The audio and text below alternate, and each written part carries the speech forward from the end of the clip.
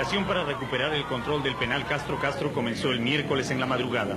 Horas antes, el presidente Fujimori había dado la orden de ingresar en este penal que alguna vez fue construido para ser el más seguro del país y que terminó convirtiéndose en un fortín de los terroristas. A las 5 de la madrugada, fuerzas de élite de la Policía Nacional y del Ejército comenzaron a rodear el penal, pero solo los policías ingresaron. Los hombres del ejército tomaron posiciones de combate en el exterior y en los patios para proteger el avance de los policías.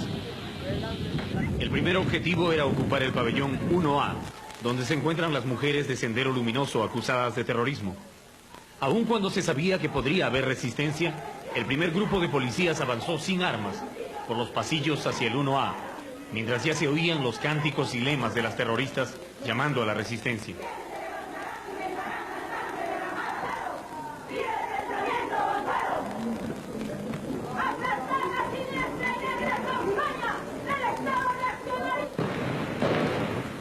Los policías desarmados fueron rechazados violentamente por las terroristas que les lanzaron ácido muriático, flechas, dardos envenenados y una verdadera lluvia de balas.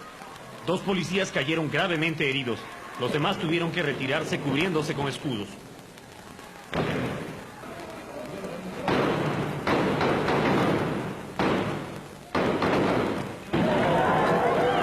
Alrededor de las 10 de la mañana, una unidad de la Dirección de Operaciones Especiales de la Policía, la DOES, logró subir al techo del pabellón 1A para lanzar gases lacrimógenos.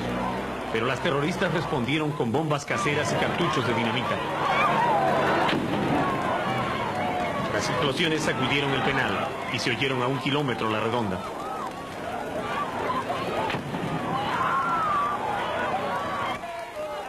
Mientras la policía combatía en el interior del penal, afuera, los familiares de los detenidos comenzaron a reunirse, cantando canciones senderistas y gritando lemas contra el gobierno. A pesar de que la mayoría de estas personas tienen una manifiesta militancia senderista, nadie hizo nada por pedirles documentos, detenerlos o investigar cuál era el motivo real de su presencia frente al penal de Castro Castro.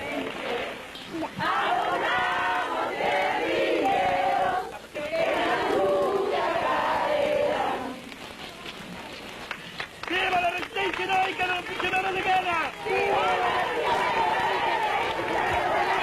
¡Viva la resistencia heroica de los prisioneros de guerra! ¡Viva la resistencia heroica de los prisioneros de guerra!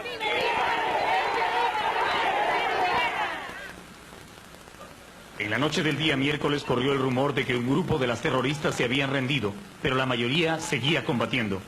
Numerosas ambulancias entraban y salían de Castro Castro llevando a los heridos. Esa noche la policía reforzó sus filas. Comenzaba una semana de tensión. El jueves, los combates se intensificaron en el pabellón 1A. Al mediodía, llegó al penal la señora Pilar Col, coordinadora de los derechos humanos en el Perú. También se presentaron los integrantes de la Cruz Roja. A todos se les dio información sobre la situación, pero no se les permitió ingresar. La hija de Sibila Arguedas preguntaba ante la fila de policías por la situación de su madre, supuestamente herida en el pabellón 1A. En Castro Castro, la lucha continuaba furiosamente.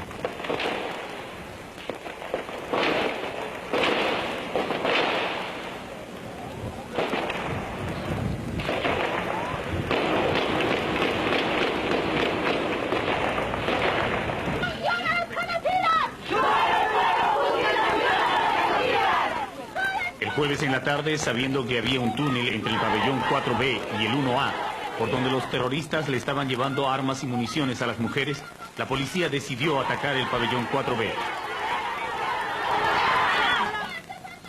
La lucha continuó todo el jueves en la noche y todo el día viernes.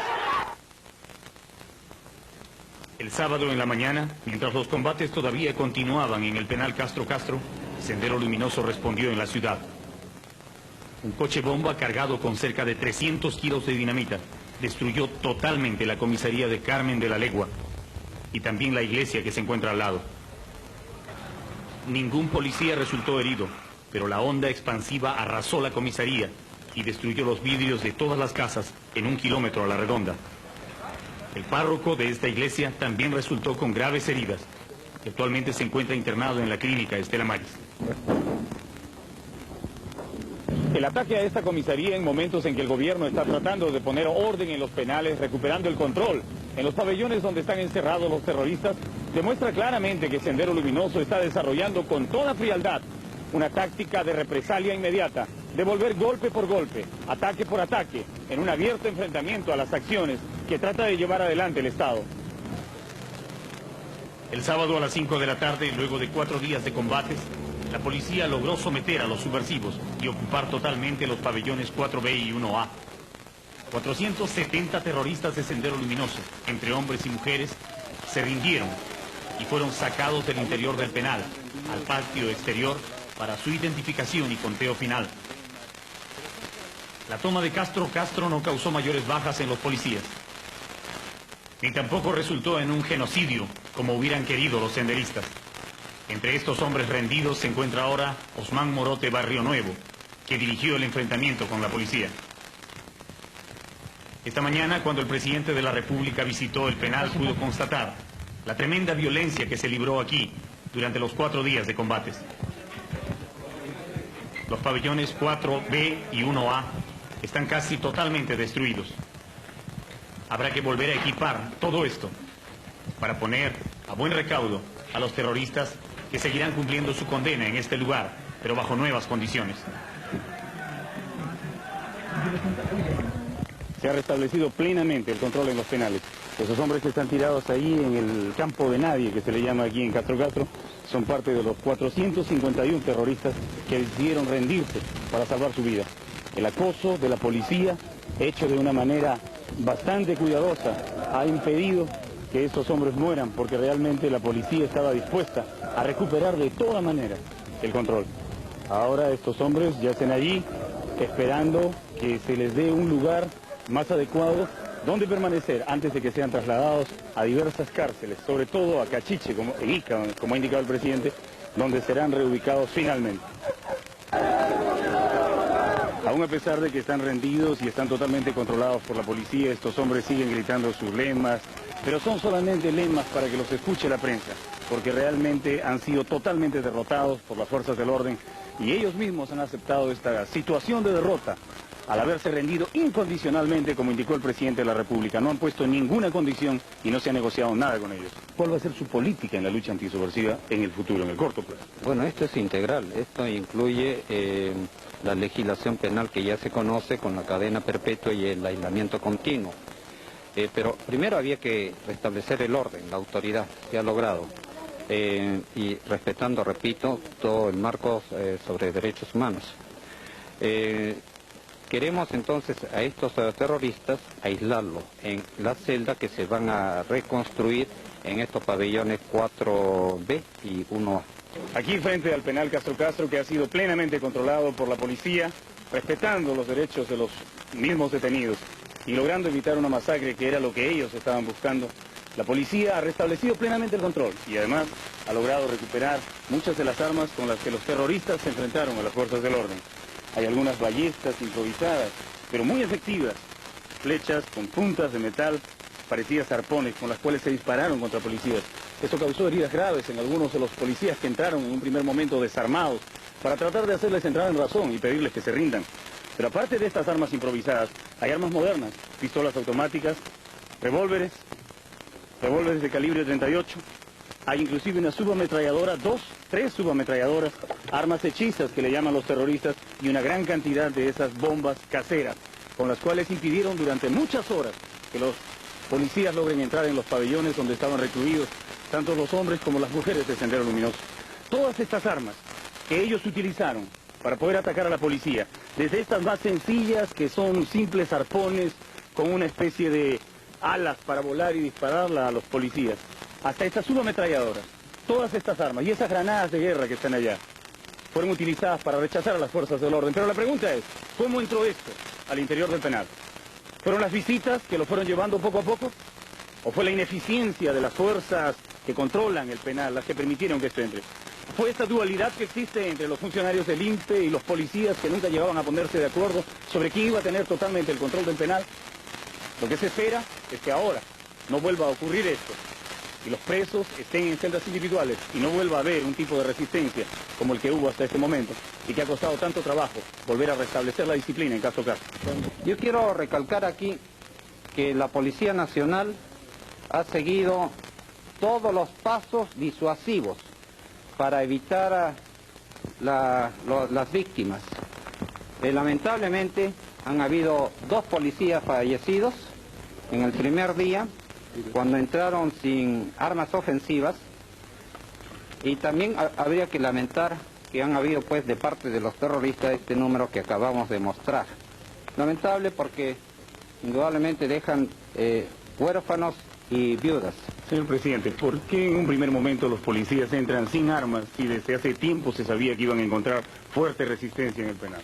Bueno, primero se entró al pabellón de las mujeres en donde en sí no habían armas. Lamentablemente, a través de un conducto es que llegaron estos senderistas varones, llegaron con armas. Ahora, lo que se ha querido evitar, y en eso hacemos énfasis, es que después se nos critique de que se ha estado violando los derechos humanos. Aquí hemos cumplido todos los pasos previos para evitar lo que ocurrió hace algunos años. De ahí el número bajo de víctimas. Señor presidente, ¿esos 451 que se han rendido es totalmente incondicional o se ha negociado con ellos algún tipo de condición, algún tipo de privilegio? No, por favor, con este gobierno no va a haber negociación, absolutamente ninguna condición. Presidente, ¿cuál va a ser el tratamiento a los internos que han... Van a estar aquí en el penal, en la parte que se llama Tierra de Nadie, pero por supuesto bajo un fuerte control. Eso es mientras tanto, mientras sean trasladados. Ah, sí, por supuesto. Se van a tomar la máxima seguridad. ¿Cuál va a ser el tratamiento a los internos en Santa Mónica ahora y cuál va a ser el tratamiento a los internos que están acá? No, bueno, en Santa Mónica y los terroristas, una vez reconstruidos los pabellones 1A y 4B, va a ser de aislamiento. No va a haber esa facilidad, libertad como lo tenía anteriormente, y en donde, dicho sea de paso, en 6 años la autoridad no imponía aquí el orden.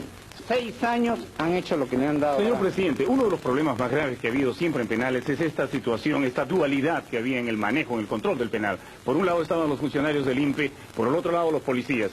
Y cuando entraban armas, bebidas alcohólicas, drogas, elementos diversos al penal, las dos instituciones se echaban la culpa. ¿Cómo se va a evitar que en el futuro vuelva a producirse eso? Bueno, ahora, ¿quién va a tener el manejo total de los penales? El control está en manos de la Policía Nacional, y por eso la situación va a cambiar totalmente.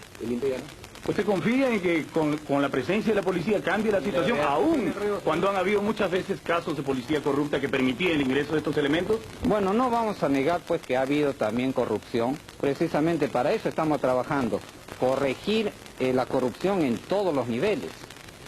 Quiero también precisar que con esto se ha dado un paso importante, porque aquí en las cárceles, como la prisión Castro Castro, y se puede mostrar con documentos encontrados, aquí se planeaba muchos de los atentados que tantas víctimas ha cobrado.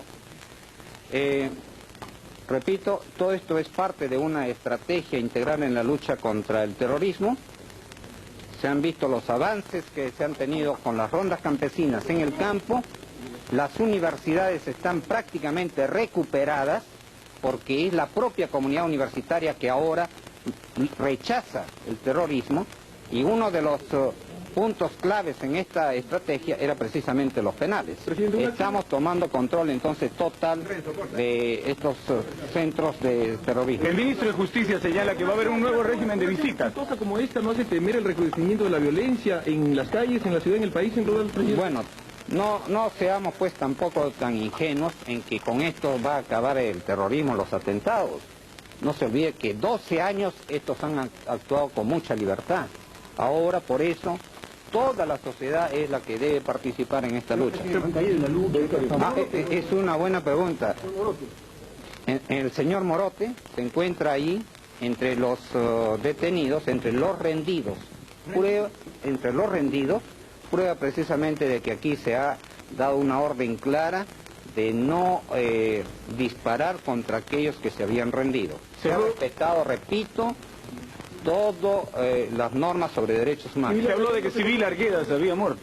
No, está viva, es una de las primeras que salió de del pabellón que se rindió y se encuentra en Chorrillos. Muchas gracias.